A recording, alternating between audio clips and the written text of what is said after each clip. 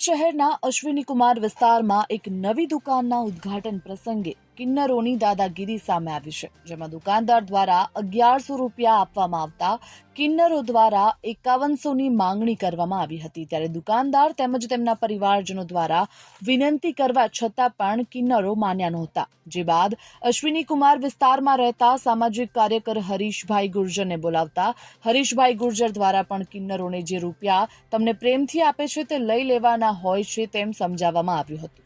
હરીશભાઈ ગુર્જર દ્વારા જણાવવામાં આવ્યું કે આગળ પણ આવા કિસ્સામાં એક રાજસ્થાની સમાજના વ્યક્તિને કિન્નરો દ્વારા રૂપિયાની રકઝક થતા એ વ્યક્તિને કિન્નરોએ લાત મારી હતી અને એ વ્યક્તિનું મોત નીપજ્યું હતું। ત્યારબાદ ઘણો વિવાદ પણ સર્જાયો હતો, જે બાદ ફરી પાછો વિવાદ થતા હરીશભાઈ ગુર્જર દ્વારા કહેવામાં આવ્યું છે કે આવા કિન્નરોને એક પણ રૂપિયો ન આપવો જોઈએ, જે જબરદસ્તી ઉઘરાણી કરતા હોય છે। ત્યારે આવા કિસ્સાઓમાં પોલીસ અધિકારીઓને જવાબદારી સોંપવી જોઈએ તેવું તેમણે જણાવ્યું છે।